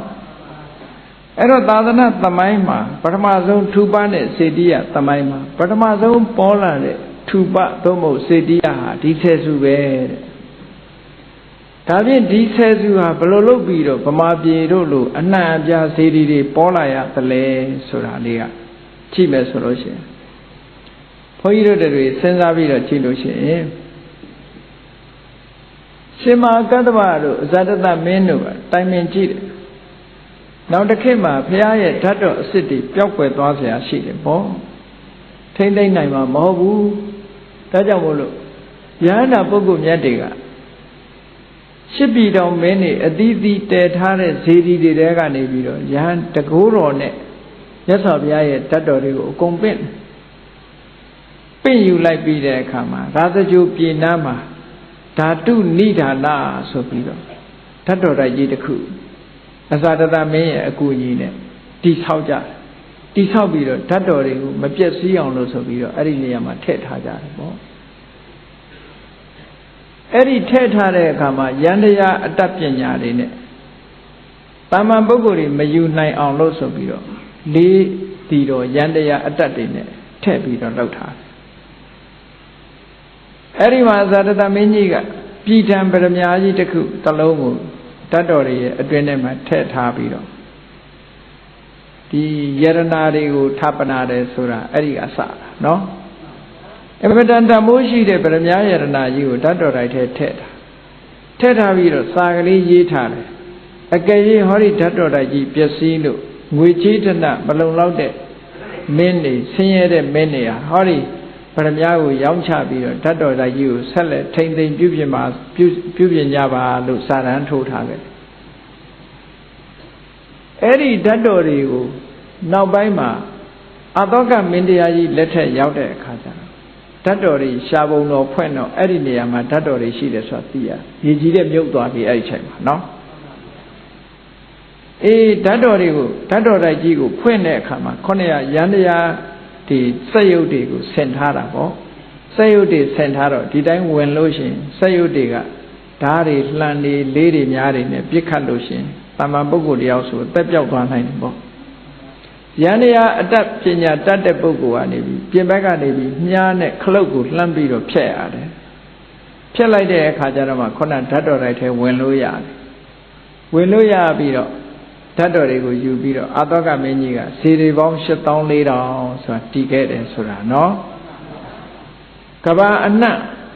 ပြန့်သွားအောင်မြန်မာနိုင်ငံအပါဝင်ဒေသအသီးသီးမှာဇေဒီပထိုးတွေ8400ပြန့်နှံ့အောင်တည်ပေးခဲ့တယ်တဲ့ဒါကြောင့်မို့လို့မြန်မာပြည်မှာလည်းဇေဒီတွေရောက်လာတယ်လို့ဒီလိုပြောရမှာပေါ့နော်စာတဲ့ပိတ်ထဲမှာဒီလိုပြောတာဗမာပြည်ပါမပါတော့မသိဘူးဒါပေမဲ့ဗမာပြည်မှာရွှေမုတ်ထောဆိုပြီးတော့အာသောကမင်းတရားတည်တယ်ဆိုဇေဒီတွေအများကြီးဖြစ်နေတယ်နော်8400ဆိုတော့လည်းများပါတယ်ပေါ့အိန္ဒိယနဲ့မြန်မာဆိုတာမြေချင်းဆက်နေတာဆိုတော့မဖြစ်ဘူးလို့တော့ပြောလို့တော့မရဘူးပေါ့နော်အဲ့ဒီလိုနီးနဲ့ဓာတ်တော်တွေဟာပြန့်နှံ့ပြီးတော့မြန်မာပြည်မှာရောက်ရှိပြီးတော့လာတယ်ဒီလိုကိုးကွယ်ကြအဲ့တော့ကောင်းပြီမြတ်စွာဘုရားသခင်ကိုရောမြတ်ဖရာတဆူပွင့်ဖို့ဆိုတာလောကမှာအမတန်မှခက်ခဲတယ်အဲ့လိုခက်ခဲတဲ့မြတ်စွာဘုရားတဆူအဆင့်အနှိမ့်ဆုံးပုဂ္ဂိုလ်တယောက်ဟောဒီဇေဒီပထိုးလေးကိုလက်ဦးချလိုက်တာနဲ့ကောင်းကျိုးချမ်းသာတွေကိုရတယ်ဆိုတဲ့အတိုင်းအတာလေးတစ်ခုအတွက်မြတ်စွာဘုရားဇေဒီပထိုးတည်ထားကိုယ်ကိုယ်ဝင်ပြုတာဒီတဲ့အဆင့်မျက်နှာကြည့်မယ်ဆိုလို့ရှိရင်ဘုရားကုံတော်တွေကိုအာယုပြုပြီးတော့ဓာတ်တော်တွေကိုရှိခိုးပူဇော်ပြီးဗုဒ္ဓနုဒ္ဒတိကမ္မထံကိုပွားများအားထုတ်မယ်လို့ဆိုလို့ရှိရင်ထိုဗုဒ္ဓနုဒ္ဒတိကမ္မထံကိုအခြေပြုပြီးတော့ဝိပဿနာကျင့်စဉ်ကျင့်လိုက်တဲ့အခါမှာဘက်ဖို့နိဗ္ဗာန်ထီအောင်ရသွားနိုင်တယ်ဗုဒ္ဓနုဒ္ဒတိကိုအာယုပြုတဲ့အခါမှာဗုဒ္ဓနုဒ္ဒတိဆိုတဲ့ကမ္မထံဟာတမာရိစွမ်းအားတွေကိုမြင့်တင်ပေးနိုင်တယ်တတိစွမ်းအားတွေကိုမြင့်တင်ပေးနိုင်တယ်ဒါကြောင့်မို့ဘုရားကုံကိုအာယုပြုပြီးတော့ဒီတရားအားထုတ်တာတမာရိတွေရလာစကိုင်းတောင်ရိုးမှာမဟာကဏ္ဍဆရာတော်ဘုရားကြီးဆိုတာရှိအဲ့ဒီမဟာကဏ္ဍဆရာတော်ကြီးကဗုဒ္ဓနုဒ္ဒတိနဲ့တရားပေါက်သွားတဲ့ဆရာတော်ကြီးလို့မှတ်တမ်းရှိတယ်ပေါ့ဘယ်လိုဗုဒ္ဓနုဒ္ဒတိနဲ့တရားပေါက်တယ်လဲဆိုရင်ဘုန်းကြီးတို့တွေလိုက်နာကျင့်ကြံညလို့ရှိရင်ဗုဒ္ဓနုဒ္ဒတိကမ္မထာအာထုတ်ပုံသူက စိတ်တင်ဖြောင်းငါရှေ့မြဲပွားကြိုးစားဘာဝနာဆိုတဲ့လင်္ကာလေးနဲ့သူကစိတ်ဆိုတာစိတ်ွယ်ရအရက်ကိုချင်းကပ်ပါတဲ့တင်းဆိုတာတင်မလင်ခွေးထိုင်မှာအမျိုးသမီးတွေဆိုရင်တော့ဒုတုတ်တဲ့အတ္တပလင်ကားလို့ခေါ်တယ်ပေါ့အမျိုးသားတွေဆိုရင်တင်မလင်ခွေးထိုင်တယ်အမျိုးသမီးတွေဆိုရင်ဒုတုတ်ပြီးတော့ထိုင်တဲ့တင်မလင်မျိုးထိုင်တယ်စိတ်တင်ဖြောင်းဆိုတာခါအထက်ကိုယ်ကိုဖြောင်းမတ်ထားပါစိတ်တင်ဖြောင်းငါဆိုတာဘာဘာအာယုံကာမဂုဏ်ဘက်ကိုစိတ်တွေမရောက်ပါစေနဲ့ရှေ့မြဲပွားဆိုတာဘုရားရဲ့ရုပ်ပွားတော်ကိုကိုယ်ရှိမှာရုပ်ပုံတော်ကိုကိုယ်ရှိတယ်မှာစိတ်ထဲမှာမြဲနေအောင်ဆွဲမြဲမျက်စိနဲ့မှတ်ယူမယ်စိတ်ထဲနဲ့မှတ်ယူမယ်ပြီးတဲ့အခါကျတော့ကမ္မထံဘာဝနာပွားပါတဲ့စိတ်တင်ဖြောင်းငါရှေ့မြဲပွားကြိုးစားဘာဝနာလို့အဲ့ဒီလိုလင်္ကာလေးနဲ့ဆရာတော်ကြီးကသူကိုယ်တိုင်အဲ့ဒီဘုရားကုံတော်ကိုအာယုပြုပြီးတော့တရားကျင့်ခဲ့တယ်အဲ့လိုတရားကျင့်လိုက်တဲ့အခါမှာပထမတော့မြတ်စွာဘုရားရဲ့ရုပ်ပွားတော်သူကြည်ညိုတဲ့ဗုဒ္ဓရဲ့ရုပ်ပွားတော်ကိုပဲရှေ့ကထားပြီးတော့ထိုရုပ်ပွားတော်ကိုမျက်စိတွေကမပြတ်ကပိုင်းသဘောမျိုးပေါ့ဘုရားရုပ်ပွားတော်ကိုအာယုပြုပြီးတော့ဂုံတော်တယ်မဟုတ်ဘူးအဲ့တော့တောင်မြို့ဆရာတော်ကြီးကလည်းရေးထားတယ်ရုပ်ပွားတော်ကိုအာယုပြုကောင်းသလားပြုကောင်းတယ်ရုပ်ပွားတော်တဲ့ဟာပကဝါဂုံတော်ထဲမှာပါတယ်လို့အဲ့ဒါလို့အကြောင်းပြတယ်ပေါ့ဣတရိယဓမ္မယတတိရိကာမပယတ္တလို့ဆိုတဲ့မြတ်စွာဘုရားရဲ့ရုပ်စင်တုတော်ဟာအမတန်မှကျက်တည်ရှိတယ်အဲကျက်တည်ရှိတဲ့တိရိဆိုတဲ့ဘုံတော်ကိုအာယုပြုတယ်လို့ဒီလိုပြောတယ်နော်အဲ့ဒါလည်းပဲဂုံတော်ကိုအာယုပြုတာပဲလို့ဆရာတော်ကြီးကဒီလိုမိတ်ရှိတယ်အဲ့ဒီတောင်မြို့ကန္နာရောဆရာတော်ဆိုတာမဟာကန္နာရောဆရာတော်ရဲ့ဥပ္ပစ္စေယူတပြည့်ပဲနောက်ဆုံးတပြည့်လို့ပြောရမှာပေါ့အဲ့ဒီဆရာတော်ကြီးဟာဘုရားရဲ့ရုပ်ပွားတော်ကိုအာယုပြုပြီးတော့ကမ္မထံတရားအားထုတ်တာတမာရီစွမ်းအားတွေတက်လာတယ်တမာရီတွေတအားရပြီးစိတ်တွေတည်ငြိမ်လာတယ်ဆိုတဲ့အခါမှာအဲ့ဒီရုပ်ပွားတော်ဒီကိုအာယုပြုပြီးတော့ဖြစ်ပေါ်လာတဲ့ပီတိတရားတွေစိတ်ထဲမှာတသိမ့်သိမ့်တက်လာတဲ့ပီတိတွေကိုဥလှည့်လိုက်တဲ့အခါကျတော့ပီတိရဲ့ဒီနှစ်သက်မှုဆိုတဲ့စိတ်ထဲမှာဖြစ်ပေါ်လာတဲ့ပီတိရဲ့သဘာဝလက္ခဏာကိုရှုမှတ်လိုက်ခြင်းဖြင့်ဝိပဿနာဘက်ကိုကူးပြောင်းလိုက်တာအဲ့တော့ဝိပဿနာကူးပြောင်းတယ်ဆိုတာခုနတော့ကဘုရားရုပ်ပွားတော်ပုံတော်ကိုအာယုပြုပြီးတော့ပီတိတွေဖြစ်တယ်အဲ့ဒီပီတိကိုပြန်ပြီးတော့ရှုလိုက်တဲ့အခါဝိပဿနာဖြစ်သွားတယ်ပေါ့ပီတိကိုရှုတဲ့အခါမှာစိတ်ထဲမှာအမတန်မှရှင်းနှပ်ပြီးတော့နှစ်သက်ဝမ်းမြောက်တဲ့သဘောတရားလို့သဘာဝလက္ခဏာကိုရှုလိုက်တယ်အဲ့ဒီလိုသဘာဝလက္ခဏာကိုရှုလိုက်ရင်ကနေပြီးတော့ထိုပီတိဆိုတဲ့သဘာဝလက္ခဏာရှိတဲ့သဘာဝတရားလေးဟာဖြစ်ပြီးရင်ပြက်သွားတဲ့သဘောရှိတယ်ဖြစ်လာလိုက်ပျောက်သွားလိုက်ဖြစ်လာလိုက်ပျောက်သွားလိုက်မမြဲတဲ့သဘောတရားလေးတွေကိုထင်ရှားသိပြီးတော့လာရတယ်တာမညလက္ခဏာလို့ခေါ်တဲ့အနိစ္စသဘောတရားကိုသိလာတယ်အနိစ္စလက္ခဏာသိသွားတာနဲ့တပြိုင်နက်မမြဲတဲ့အရာဆိုတော့ခြေနှက်เสียမကောင်းဘူးမမြဲမှုဆိုတဲ့ဖြစ်မှုပြက်မှုသဘာဝတရားတွေကအမြဲတမ်းနှိမ့်ဆက်နေရလို့ဒုက္ခအဲ့ဒါလို့ဖြစ်နေတဲ့သဘောကိုကိုယ်အလိုချအတိုင်းကိုယ်ဆန္ဒအတိုင်းဘာမှမဖြစ်သည့်အတွက်ကြောင့်အနတ္တလို့ဟောအနိစ္စဒုက္ခအနတ္တကိုမြင်လာတဲ့အခါမှာဝိပဿနာဉာဏ်အစဉ်စဉ်တက်ပြီးတော့ဗုဒ္ဓနုတ္တိအခြေခံပြီးတော့ဝိပဿနာဉာဏ်အစဉ်စဉ်တက်သွားတဲ့အခါမှာနောက်ဆုံးဝိပဿနာကိုအရှိန်ရလာတဲ့အခါမှာသင်္ခါရတရားတွေရဲ့ချုပ်ရာသင်္ခါရတရားတွေရဲ့မဖြစ်ရာနိဗ္ဗာန်ထိအောင်ဥတည်ပြီးတော့လက်စိတ်ပေါ်တယ်ဖို့စိတ်ပေါ်တယ်ဆိုတဲ့သဘာဝတရားတွေဖြစ်ပေါ်ပြီးတော့လာနိုင်တယ်တဲ့ဒါကြောင့်မို့အဲ့ဒီမဟာကန္နာယဆရာတော်ကြီးကဘယ်နေ့ကသောတပတ္တိမဲ့ဘယ်နေ့ကသဂရဂါမိမဲ့ဘယ်နေ့ကအနာဂါမိမဲ့အနာဂံအဆင့်လောက်ရောက်တယ်လို့မှတ်တမ်းထဲမှာဒီလိုရေးထားတယ်ပေါ့နော်အတူကောက်မှတ်တမ်းလေးရေးထားတာအဲ့ဒီဆရာတော်ကြီးကျင့်သုံးသွားတာဟာဗုဒ္ဓနုတ္တိကနေပြီးတော့ဝိပဿနာကျင့်သွားတဲ့ကျင့်စဉ်တစ်ခုပဲတဲ့ဒါကြောင့်မို့လို့တရားချစ်ခင်သူတော်စင်ပြိဿတ်တို့ဟာထုပနဲ့စေတိယမိမိတို့မျက်စိအောက်မှာမြန်မာနိုင်ငံမှာအလွန်ပေါ်တဲ့ထုပစေတိယတွေတွေ့တိုင်း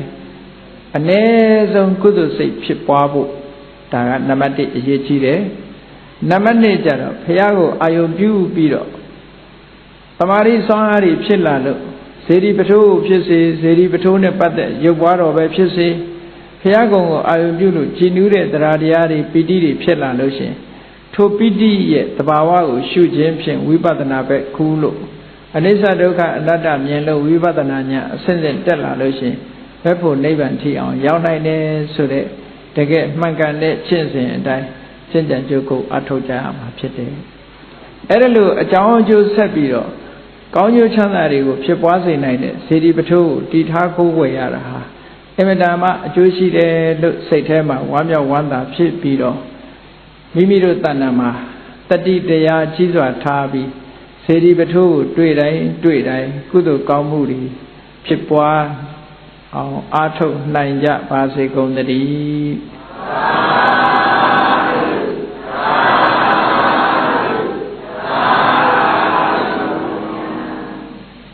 ကဲမေတ္တာပွားရအောင်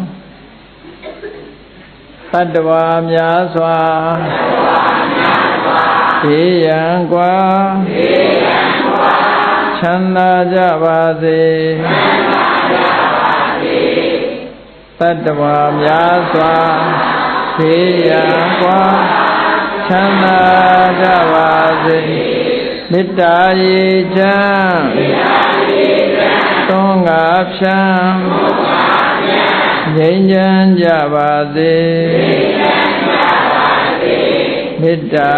ရေချမ်းသွန်ငါဖြံငြိမ်းချမ်းကြပါစေသက်ရှိချမ်းသာစိတ်ချမ်းသာလူရဆန္ဒပြည့်ပါစေသက်ရှိချမ်းသာစိတ်ချမ်းသာလူရဆန္ဒပြည့်ပါစေ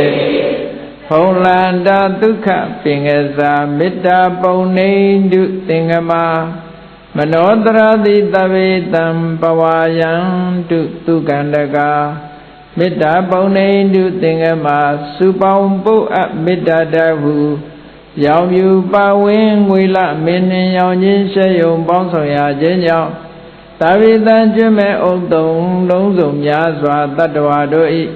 မနောတရတိမြင့်မြတ်ဖြူစင်အေးကြည်လင်းသည့်ရေစဉ်ပြည့်တင်းစိတ်နှလုံးတည်းဟူသောရေအိုင်ကြီးအတွင်း၌ဒုက္ခပင်ကသာစင်ထာဝရအေမြကြည်သာတာယာပွင့်လန်းချမ်းသာဒုက္ခအတိဟုသောကုမုဒ္ဒရာကြာပန်တို့သည်ဖုံလန္တဝန္တာရှင်မြူဝတ်မုံတူလျက်ကြည်နူးဝဲကြုံဖူးပွင့်ကြကုန်သည်ဖြစ်၍ဒုက္ခနကလေအောင်လေတဲ့ရောရှက်သင်ပြန်ပိတိတိဟုသောယလန်တို့သည်